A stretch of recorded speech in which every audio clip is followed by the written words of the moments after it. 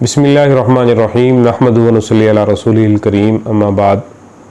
سامعین گرامی، جیسے کہ آپ جانتے ہیں کہ آج کل ہر بندہ جو ہے وہ بے روزگار ہے، مالی پریشانیوں کا شکار ہے، رزق کی تنگی کا اسے سامنا ہے۔ ٹھیک ہے جی، مال رزق میں، کاروبار میں بے برکتی ہے، کاروبار نہیں چل رہا، ٹھیک ہے جی، گھر کے خرچے پورے نہیں ہو رہے، تو بے شمار مسائل ہیں اس حوالے سے، مالی پریشانیوں کے حوالے سے، مالی مشکلات کے حوالے سے۔ تو ایسے میں علماء کرام کا، صوفیاء کرام اور اللہ والوں کا ایک تجویز کردہ زبردست ایک مجرب وظیفہ جو کہ نہایت آسان اور انتہائی طاقتور اور مجرب عمل ہے، اس کو اگر کیا جائے تو انشاءاللہ اس وظیفے کی برکت سے، اس عمل کی برکت سے اللہ پاک ان کے لیے خیر کے دروازے کھول دیتے ہیں۔ صرف خیر کے نہیں بلکہ خیر کثیر کے دروازے کھول دیتے ہیں۔ رزق کی کشادگی انہیں مل جاتی ہے، رزق کی وسعت مل جاتی ہے، اور مالی پریشانیوں سے، مالی تنگیوں سے جو ہے وہ ان کی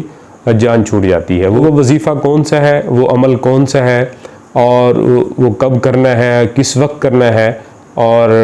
اس کا کرنے کا طریقہ کار کیا ہے، کتنی مرتبہ وہ کرنا ہے، تو تفصیلاً اس ویڈیو میں اس کا تذکرہ کروں گا۔ آپ اس کو نوٹ کریں، اس کو یاد کریں اور اس کو کرنے کی کوشش کریں، خود کریں، بچوں سے کروائیں، جو بھی کرے گھر میں، انشاءاللہ آپ اس کے اثرات اور اس کے فوائد محسوس کریں گے۔ وہ وظیفہ یہ ہے کہ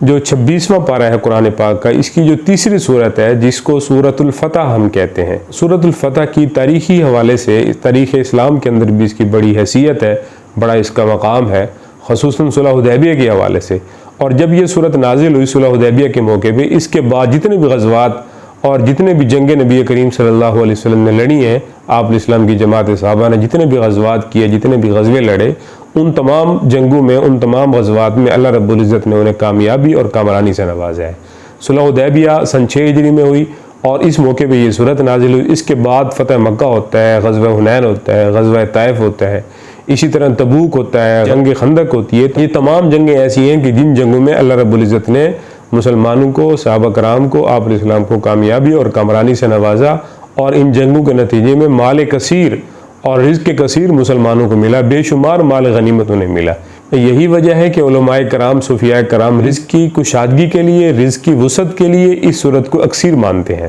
اس کا کرنے کا طریقہ یہ ہے کہ ہر مہینے کی، ہر قمری مہینے کی پہلی جو رات ہوتی ہے، جب چاند نظر آئے، یعنی کہ ہر چاند رات جو ہوتی ہے، مغرب کے نماز کے بعد، مغرب کے وقت چاند نظر آتا ہے، مغرب پڑھ کے یہ سورت پڑھیں 3 مرتبہ، اول آخر 3 مرتبہ درود ابراہیمی پڑھنا ہے، نماز والا درود پڑھنا ہے، درمیان میں یہ سورت 3 مرتبہ پڑھنی ہے، اور اس کے بعد اللہ رب العزت سے خیر کثیر کی دعا کرنی ہے، اللہ رب العزت سے رزق کی کشادگی کی، مالی حوالے سے پریشانیوں کو دور کرنے کی اللہ رب العزت سے دعا کرنی ہے۔ انشاءاللہ آپ اس کا اثر محسوس کریں گے، اس کے فوائد آپ محسوس کریں گے۔ اچھا، کچھ لوگ ایسے ہیں جو پوچھتے ہیں کہ بعض دفعہ نہیں پتہ چلتا کہ آج چاند نظر آیا ہے یا نہیں آیا، تو پھر کیا کیا جائے؟ تو رات کو جس وقت پتہ چل جائے چاند کا کہ آج چاند نظر آ گیا، اس وقت اس کو پڑھ لیا جائے، یا اگلے دن جب پتہ چلے کہ رات چاند نظر آ گیا ہے تو اگلے دن مغرب کی نماز کے بعد اس کو پڑھ لیا جائے۔ یہ 3 مرتبہ صورت پڑھنی ہے، اور اول آخر درود پاک ہر مہینے کی چاند رات کو یہ صورت پڑھیں، اس صورت کا وظیفہ کریں، اس صورت کا عمل کریں۔ انشاءاللہ آپ اپنے رزق میں، اپنے مال میں، اپنے گھر بار میں، آپ اپنی اولاد میں جو ہے وہ آپ برکتوں کا مشاہدہ کریں گے، اللہ رب العزت کی طرف سے مال رزق میں وسعت کا آپ مظاہرہ کریں گے۔ اسی طرح اگر اس صورت کو روزانہ پڑھا جائے، ظہر کی نماز کے بعد اگر اس صورت کو روزانہ پڑھا جائے، روزانہ اس کو تلاوت کا معمول بنایا جائے، تو تب بھی اس کے بڑے اثرات محسوس کیے گئے ہیں۔ علماء کرام، صوفیاء کرام نے اس کو یہ بھی تجویز کیا کہ روزانہ پڑھنی ہے تو ظہر کی نماز کے بعد پڑھیں، اور اگر 1 ماہ کے بعد پڑھنی ہے تو ہر چاند رات کو مغرب کی نماز کے بعد اس کو پڑھیں۔ انشاءاللہ آپ اس کے فوائد سمیٹیں گے اور اس کے اثرات آپ محسوس کریں گے۔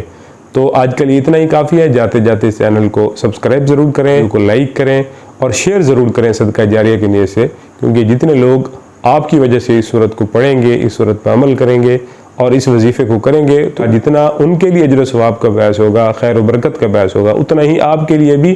اجر و ثواب اور خیر و برکت کا باعث ہوگا۔ وما علینا الا البلاغ المبین۔